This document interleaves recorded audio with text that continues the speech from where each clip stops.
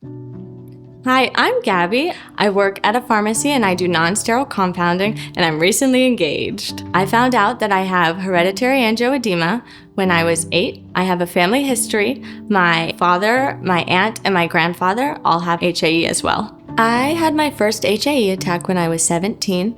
I was driving home from college with my sister. My parents lived about 3 hours away from school, so it was quite a drive. And I looked down and there was a red splotch on my arm, and I thought, well, maybe I was just resting it on the armrest.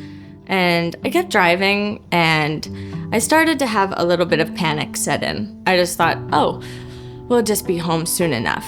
But as I continued to drive, I noticed that my hand began to swell. After noticing that my fingers were swelling, I was able to make the connection, oh, I'm having my first swell. In that moment, I remember being very scared and thinking, this is happening. And thankfully, I had medication in my dorm room. Back at college, my sister had taken over driving. We went back and got my medication. I was prepared and I was taught how to do this, but in that moment, I couldn't. I was feeling very stressed, very panicked. I had been trained how to start an IV previously. However, at that point, that had been multiple years prior. I didn't feel comfortable my first time. After trying to start my IV, I was unable to get a successful vein, and my sister and I had then decided that maybe it was time to go to the hospital for a little bit of help. I had already been in the car traveling home, and then we had to go back to school, and I remember feeling very panicked. It was painful as well. It was a new experience. Even though I knew I had HAE, I wasn't ready. In that moment, I wasn't able to think through as clearly. I was worried my hand was hurting. I was driving on the highway.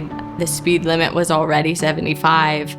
There was just a lot going on, and just knowing that I was having my first swell was scary. Knowing that there is a medication out there that can treat HAE is wonderful. It's just sometimes the method of it doesn't work for me personally.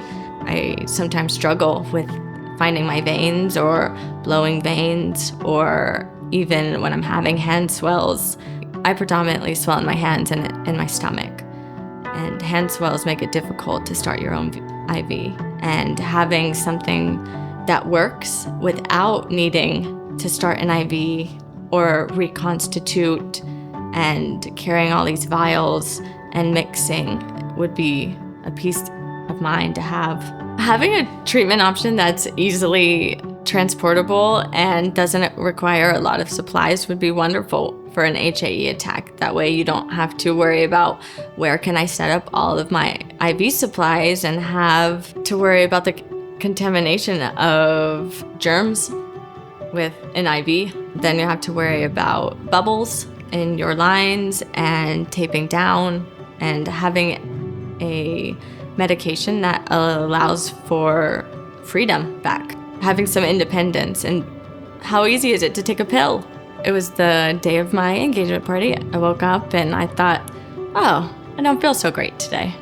As the day went on, my stomach started hurting a little bit more and a little bit more, and I thought, oh, it's not just nerves.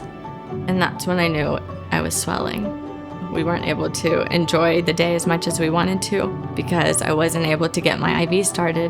Whereas if I had a treatment that would be easily administered, that day could have been a little bit different.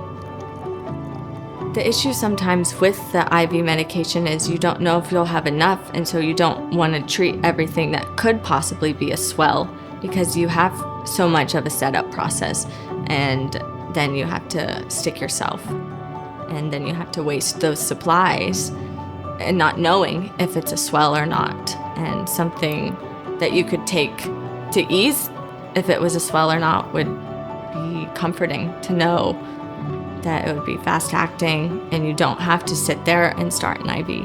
I want to be an advocate for people living with HAE because when you hear someone else's story and when they share what they're going through and what they've gone through, it makes you feel like you're not so alone in all of this. I want them to know that HAE does not define me and that it is not my whole personality. I am so much more than a patient with a disease. I am a person who happens to have a disease. And I think that that's important.